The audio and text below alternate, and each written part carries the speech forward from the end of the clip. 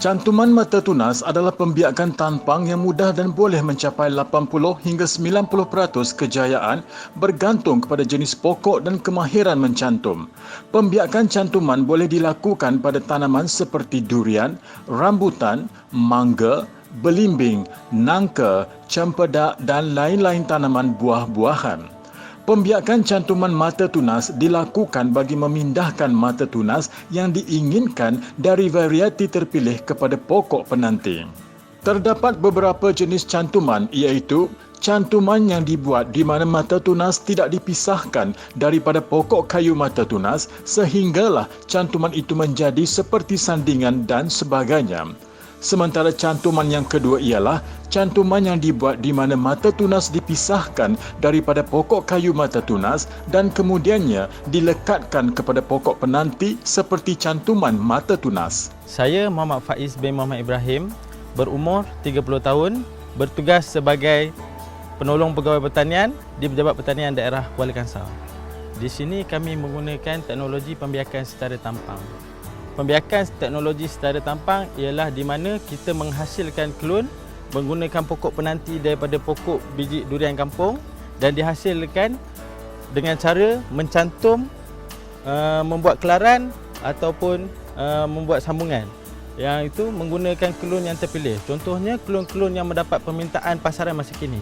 Contohnya durian musangking, duri hitam, D24 dan lain-lain.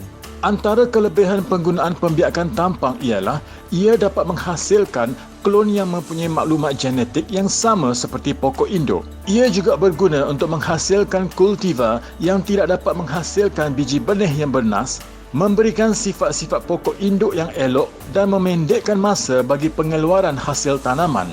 Dan pengurusan tanaman juga lebih senang dijalankan kerana adanya bahan-bahan tanaman yang seragam. Antara peralatan asas yang digunakan ialah peralatan mencantum anak-anak pokok buah-buahan hendaklah lengkap sebelum kerja mencantum dibuat. Alat-alatan yang diperlukan ialah: pertama, pisau mencantum. Kedua, sekatiu.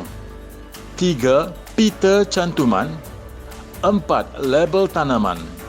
Lima, pensel. Enam, mata tunas dari pokok induk yang terpilih. Dan ketujuh, pokok penanti. Anak pokok penanti yang sesuai dicantum iaitu berumur 6 bulan lebih kurang sebesar batang pensel. Seeloknya mempunyai saiz lilitan di antara 3 hingga 4 cm. Pokok penanti ini hendaklah sihat dan berdaun subur. Pastikan pokok penanti tersebut dibaja sebulan lebih awal sebelum kerja-kerja mencantum dilakukan. Ini penting bagi meningkatkan peratus kejayaan cantuman. Antara langkah-langkah untuk membuat cantuman mata tunas durian ialah: yang pertama, kelar melintang 1/3 lilitan batang, buat 2,5 cm. Kopek kulit daripada batang bermula dari kelaran lintang menghala ke bawah menggunakan pisau cantuman. Kemudian, pilih mata tunas dari pokok induk yang terpilih. Kelar memanjang kiri dan kanan untuk mendapatkan mata tunas. Mata tunas terdapat di sebelah dalam kulit tunas. Pastikan tunas tidak cacat atau tertinggal pada kayu ranting. Lekatkan mata tunas pada bahagian tertingkap pokok penanti. Potong bahagian kulit tertingkap sedikit ke bawah dari mata tunas. Langkah kelima ialah balut batang pokok penanti menggunakan pita cantuman menghala ke atas. Pastikan pita cantuman tidak mengenai mata tunas. Matikan pita cantuman setelah membalut 3 cm hingga 4 cm. Pita cantuman akan dibuka selepas 3 hingga 4 minggu. Kulit mata tunas bertukar menjadi warna hijau. Potong batang pokok penanti anggaran 15 cm dari paras cantuman selepas 7 hari untuk mengurangkan pertumbuhan pucuk dan menggalakkan pertumbuhan tunas. Umur 8 hingga 10 bulan selepas cantuman dan mempunyai 10 hingga 12 helai daun, pokok sudah boleh ditanam ke ladang. Kelebihan pembiakan teknologi secara tampang ini, kita dapat menghasilkan buah yang berkualiti sesuai untuk pasaran tempatan dan juga untuk pasaran ekspor. Sebelum ni jika kita menggunakan kelun kampung, ia mungkin memakan masa di antara 10 hingga ke belasan tahun untuk mula menghasilkan buah. Tapi jika kita menghasilkan buah durian daripada kaedah pembiakan tampang secara pemilihan kelun yang terbaik ini, dia dapat menjimatkan masa di antara 5 hingga ke 6 tahun sudah mula bubuh.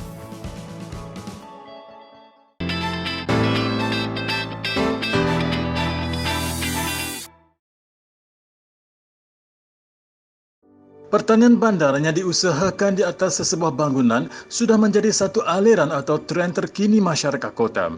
Dengan kawasan yang lebih luas berbanding tanaman yang dijalankan di halaman rumah, faktor keselamatan dari aspek serangan haiwan liar seperti anjing, tikus dan babi hutan yang boleh merosakkan tanaman dapat diatasi. Selain itu, ia juga dapat mencantikkan struktur pemandangan orang ramai terhadap sesebuah bangunan di samping dapat menghijaukan lagi senario bandar tersebut. Nama saya Nick Eng. Saya 29 tahun. Dulu saya belajar di UK, saya pernah tengok konsep ini. So saya nak bawa konsep ini dari Europe datang ke sini. Bagi Encik Nicholas Eng Zeng Hui, beliau adalah orang yang pertama yang memperkenalkan konsep menanam sayur-sayuran atau rooftop farming ini di Bandaraya Kuala Lumpur. Walaupun mendapat pendidikan dalam bidang aircraft engineering di Universiti South Wales di England, tetapi minat beliau untuk menjana pendapatan melalui bidang pertanian telah membuatkan beliau membuka satu kawasan tanaman di atas bumbung yang terletak di bangunan link di persimpangan Jalan Ampang dan Jalan Tun Razak ini. Antara tanaman-tanaman yang telah ditanam di sini termasuklah bayam Brazil, kale dan juga salad yang semuanya mendapat permintaan yang tinggi dari pihak pemborong. Semua tanaman ini tidak menggunakan racun serangga. Ini kerana 90% daripada serangga datang daripada tanah. Apabila kita tanam di atas bangunan, ini bukan masalah. Serangga bukan satu masalah yang besar. Kita di tengah bandar, tetapi asap-asap bukan satu masalah. Ini kerana tanaman menggunakan carbon dioxide untuk tumbuh. Teknologi kita guna adalah teknologi NFT hydroponic. NFT hydroponic menggunakan air yang melalui pipe-pipe seperti ini. Akar dari tanaman seperti ini akan menerima itu air, lalu tanaman ini akan tumbuh lebih cepat dalam proses ini. Kalau kita menanam lettuce, romaine lettuce dalam tanah, ia akan tumbuh sampai besar, kena ambil masa lebih kurang 60 hari. Kalau kita guna teknik ini, dia akan membesar dalam 40 hari sahaja. Walaupun konsep menanam sayuran di atas bumbung adalah untuk mendapat sinaran matahari yang lebih banyak, namun perlu diingat bahawa dalam konteks ini, tanaman sayuran yang ditanam tidak boleh terkena sinaran matahari secara terus. Ini akan membuatkan pokok akan cepat layu dan mati. Terdapat juga tanaman yang ditanam di sini yang tidak tahan panas seperti tanaman sayuran Mizuna, iaitu sejenis sayuran yang amat popular di kalangan warga Jepun dan juga red bean sorrel. Oleh itu, bilik berhawa dingin diperlukan bagi tanaman yang seperti ini. Di dalam bilik ini, segala proses tanaman akan dilakukan seperti penyemaian benih sehinggalah ia membesar. Lampu-lampu khas seperti lampu LED diperlukan bagi bertindak sebagai alternatif kepada cahaya matahari untuk proses pembesaran tanaman yang ditanam. Dalam setiap tanaman bandar, seperti biasa, sistem fertigasi memainkan peranan yang penting dalam mengairi tanaman yang ditanam. Ini kerana teknologi fertigasi membolehkan tanaman mendapat keperluan air yang berterusan tanpa memerlukan tenaga manusia. Bagi Encik Nicholas atau Mr. Nick, dia menggunakan sistem fertigasi dan juga sistem hidroponik bagi memastikan sayuran yang ditanam sentiasa mendapat bekalan air yang mencukupi. Satu lagi elemen yang penting ialah penggunaan baja. Baja A yang lebih sejuk dan juga dicampur dengan baja B yang lebih panas membolehkan sayuran dapat membesar dengan sempurna dalam tempoh yang amat singkat. Dan bagi Encik Nick, beliau berharap agar agensi-agensi kerajaan dapat membantu seramai mungkin mereka yang ingin menjadi petani bandar atau petani moden kerana ianya boleh membawa pulangan yang lebih lumayan di masa hadapan.